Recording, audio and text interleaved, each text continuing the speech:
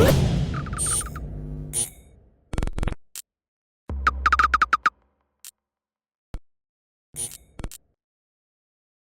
is Andi Purewal for Boxing Social in association with Betfred, and I'm joined by the savage Alen Babic over Zoom. Alen, how are you doing? Thank you, Brad, for the call. It's good. It's been great. Just done my training, now just resting, watching some old school boxing and stuff. What are you watching? That's it. Watching Marvel's Marvin Hagler. Fucking beast. Fucking, I love it. I love Marvel's Marvin Hagler. Alen, we've spoken previously about your love for kind of the past generations of boxers. How much of them do you still study and watch? Well, I study him every day. I just love to watch it. I watch it as a cartoon. I watch it as a movie. Some people watch movies. I watch boxing. I watch all those Jack Dempsey's, Rocky Marciano's. Joe Louis is one of the most watched boxers for me. I watch Joe Louis most of the time. So I watch a lot of boxing. Obviously, the aim, I imagine, for not just for yourself, but anybody who does watch past fighters or even current fighters, is to try and pick up on things which you want to integrate into your own skill set and what you do in the ring. When you reflect on what you're watching with guys like Marvelous Marvin Hagler, do you feel like you are picking up things that you are bringing into your own skill set? Well, of course, listen, I have a Joe Frazier left hook in my mind all the time, Every time I fight, I just want to do that, and I have all of those guys in my head. So whenever opportunity comes along, I'm going to use it. I know what to do. So I have a lot of skills from a lot of legends in my head. It helps a lot. Now, Alen, with yourself, it's a quick turnaround from your last fight into your next outing, obviously facing Mark Bennett on August 7th. We did an interview, it's probably about a year ago now, where you was originally meant to face Mark. I don't know what happened there. Just going back to that, do you know why that fight fell through, like I said previously? Well, like every fight, they just run away. They don't want to fight me. I was way too dangerous and I was unknown. So right now he has something to gain because I'm much more known than he is. So, it's just that they're all calculated boxers. I wasn't like that. I was never like that. We were never calculating my career. It was just head through the roof. So I don't like that, and I don't do that, and I can already see what kind of man he is when he didn't want to fight me then. So I'm gonna make him suffer now. When you are in the ring, then what are you expecting from Mark? How much of him have you seen? Obviously, his last fight was a defeat to Nick Webb. It was a shit fight. I would defeat him and Nick Webb in the same night inside 5 rounds altogether. So it was just a shit fight, and he's just another of those guys who just said, "Oh, I'm gonna deal with Savage." You're not gonna do nothing. 7 guys fall, and every single of my last 5 opponents were much better than Bennett. So I don't see how he's going to knock me out. I heard he's a pillow puncher, so that even makes it worse. Chambers was a real knockout guy. He couldn't do nothing to me. This guy doesn't even know how to knock out people. He doesn't even have it in his arsenal. So there's literally nothing he can do. And he just goes like, "Oh, I'm gonna defeat him." Stupid talk, just stupid talk. I'm getting bored by these boring fighters. I want someone worthy. Someone who's gonna accept the chance that he is gonna get knocked the fuck out and he's gonna do something about it. These guys just don't acknowledge the chance of being knocked out, and they know they are gonna be knocked out. It's weird. It's a weird world. They're like, "Oh, I'm not gonna be knocked out," and I knocked out much better fighters than him. So it's weird world, brother. Playing in a real fucked up times. Talk to me about that, Alen. Obviously, facing Mark, and you've just said there how confident you are. You'll knock him out as well. You've said you want more of a challenge. You want to step up. So if you don't feel like Mark is that man, why are you facing him next? Well, he's the next in line. We asked Nick Webb for maybe 1,000,000 times. We search for opponents every day, but nobody wants to fight me. I don't mean nobody, but everybody we spoke to turned me down. So whenever a guy like Bennett, I don't even know who that is, comes and he said he's going to defeat me, of course we're going to take that fight because I need a payday, bro. I do this as a living. They make jokes. This is my full-time job. I don't do nothing much. nothing other than boxing because I don't want to. So I just train every day, and I want a lot of fights. That's it. Everybody who wants it can get it, you know. And Mark Bennett thinks he's gonna knock me out. So yeah, he's the next. So Alan, other than Mark and other than Nick, because obviously he's facing Fabio Wardley now, for you, who would be the next perfect opponent? Well, I think they talk about Kash Ali now. They said they have started to talk about that, and I like that fight. Like I like Mark Bennett fight, but I don't think he's a worthy opponent. And I mean, at least I like Kash Ali when he beat David Price. That's savage kind of thing, you know.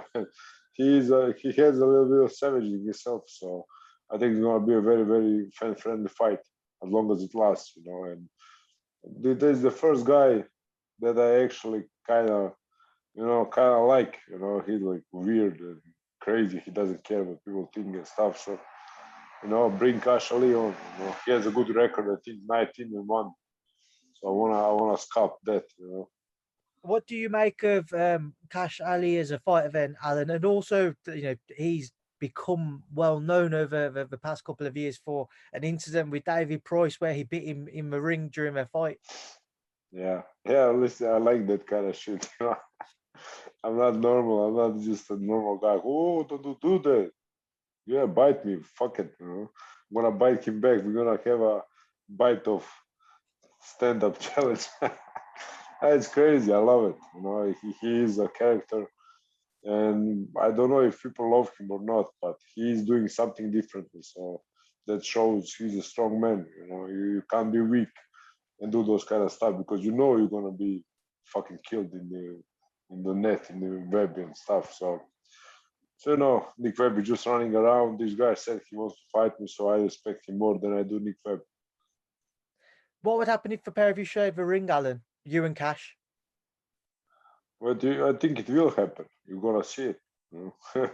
Well, I have 7 fights all inside 3 rounds. This Bennett guy is not gonna go 2 rounds with me, so I think I'm just gonna go 10-0, all inside 3 rounds. That's my goal. That is always my goal. And then I'm gonna go 15-0. Then I'm gonna go 20-0. You know, I wanna do big things. I wanna do great things. You know? And I really wanna step up really soon. You know, even this year, there was talks about me and Dave Allen, my friend. You know, so that would be a major fight for me. And that is the kind of step up that I'm looking for. You know, David Price, Dave Allen. I don't know that idiot. What is it called? That guy from America now who called out Dillian. Charles Martin. Yeah, Charles Martin. Those kind of guys, you know, those are like the middle range, mid range. You know, they're not top level, but they're not domestic level. So, of course, I want to step up soon. Somebody who hasn't spoken about you, Alan, and I would imagine you'd be a favourite heading into the fight if it was to ever happen, is Christopher Lovejoy. He's called out a number of people. Would you have any interest in a fight with Lovejoy? No. I love him actually. You know, listen, I'm a really loving guy. I love all of these guys. Christopher Lovejoy. He is the best con man in the history of boxing. He fucked us all, brother. I was in on his hype train also, like, oh, look at this guy.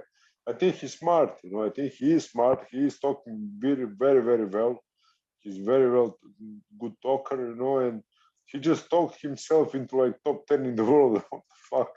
Who the fuck does that? So, no, good job, Christopher Lovejoy, but you're now, yeah, it was fucking shitty performance. You know, it was so bad, you know? Because people expect a lot when you talk like that. I talk the talk, but I walk the walk, and he fucking crawled. He didn't walk the walk. His legs got broken, and he couldn't walk. It was just a shitty fight. So yeah, but I like him as a person. I think he's still calling out names. He's still calling out everyone. I think that's just fantastic. I think there's a lot of fun to be hearing Christopher Lovejoy. I think he's a lot of fun, and that's all. But not a good boxer, no, not even close. You know? He wasn't even in the shape. He wasn't even in boxing shape. It's weird. Alan Wascott, you trying to get your thoughts on a few other things. Obviously, we've mentioned Nick Webb. He's going to be facing Fabio Wardley, a friend of yours on the same card. What are your thoughts on that? Well, listen, Fabio Wardley is his head is much stronger. That is a kid who didn't have no amateur experience. And so I was in World Series boxing. I was in European Championship. I represented Croatia all over the world. So Fabio Ward is a kid who never had nothing of those kind of things, and he's right up there with me, you know, and even better at some standings and stuff. So he's taking that pressure amazingly good. No, it's weird. People don't understand how hard it is just to go into the fight without getting sick or stuff, because it's really hard, especially now Corona days. You can get Corona tomorrow just by stressing. So I think Fabio Wardley excels at that point, and that is where Nick Webb is the worst. He's a really not a good pressure. He's a pressure cooker. When you put pressure on him, he's just gonna fall. I think Fabio is going to destroy him. I think Nick Webb is more experienced, of course, in the amateur experience and everything. But in the professional ring, that doesn't matter much if you don't have a good head. I think Nick Webb is a little bit scared, and boxing is really not a good place to be if you're scared. Fabio Ward is not scared. I can tell you that. Alen, if Fabio was successful against Nick, would you have any interest yourself in facing Nick Webb then, or because he'd have lost for a second time, would you not be interested in that fight? No, I already don't want that fight because he turned it down so many times, and he's a domestic level fighter. So I have no intention of fighting Nick. I just don't want it anymore. I wanted it for 1 year. It's fucking weird when you call someone out for 1 year. Everybody called that fight. But no, I don't want it. I want David Price. I want the bigger guy. I want something. Alen, obviously you're returning. Something bigger. Alen, obviously you're returning to fight camp, where kind of your, I don't want to say career took off, but it's where people began to know you when you fought Shaundell Winters. How would you kind of reflect and sum up this past year for yourself, Alen? It certainly seems to have been a terrific journey for yourself. Oh, it was a dream. I'm still dreaming. I pinch myself because I was one of those hungry fighters. I didn't have nothing to eat and shit, and it was just so bad. And now it's just so good. So I'm just enjoying every single day. But I'm the guy who kind of likes the dark. I have the savage. And I don't like the happy thing. I'm not gonna smile around and stuff. But I enjoy this kind of stuff, just talking about real stuff, trying to show my kids from Croatia, not my kids, but kids from Croatia and young athletes that you can do it, just by sheer force, going through walls and stuff. So it's just weird, but I'm just enjoying it. That's why I want all of them right now, because I'm the best I'm ever gonna be. These 2 years, I'm fucking animal. I'm just keep knocking everybody's heads off, So I just want that to last as long as it can. I know it can't last for the whole life, so just bring on the heavy artillery right now. I'm so ready and pumped up. And my injury, I healed in like 2 months. Fucking weird. Nobody believes that I'm better than before. I still supposed to be in those fucking casket and stuff. So. Great stuff, but I forgot your question because I got emotional. It's okay. I think it was about Nick Webb, whether you'd have any interest in facing him beyond Fabio. No, you asked me about my beginnings, and that Eddie Hearn's Garden is actually where the Savage was born. When I watched that ring walkout, that is where Savage was fucking born. And I don't remember that fight. It was all a blur to me. I was just fucking relentless, knocking Shaundell Winters out in first round, finish him in seconds. Can you imagine it? And I was an underdog in that fight. I was 230 something. He was 51 in the world. So great stuff for me. And that place will always have that energy. And I can't wait to go back. That Bennett guy is gonna. Oh God, I wish him all the best. Alen, fighting in front of fans as well now. How special is that going to be in front of the UK fans for yourself? Well, it already was, Newcastle. Yeah, Newcastle just took me in. Chambers is from Manchester. He's your guy. And all of the arena was my size. It's crazy. We will never do that in Croatia. So your fans are fucking crazy, man. I just love UK. I adore it. That's why I put these new shorts I'm gonna have. I put Croatian and the UK flag, because I want to honor your country, because you just took me in when nobody wanted me. It took me in and you gave me life, you gave me purpose. Because I was on my way out of boxing. I had a long amateur career of 10 years, and nothing happened, nothing good happened. So you just gave me everything, and I can only appreciate it. And that's why I do boxing like I do it. I don't do it for myself. Fuck myself and fuck Alen. I do it for the fans, and I'm always going to do it for the fans, no matter what everybody say. And the fans respond back.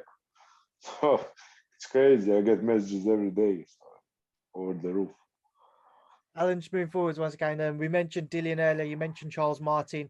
What do you make of that? What do you make of Charles Martin calling out Dillian? And let's say if a pair of them were to share a ring, what do you think would happen? Well, listen. When I started learning about boxing, it was all United States. All those big champions: Joe Louis, Joe Frazier, Muhammad Ali, George Foreman, and now some Charles Martin comes and bash on Dillian Whyte. No respect whatsoever. I don't even think he knows who Joe Louis was.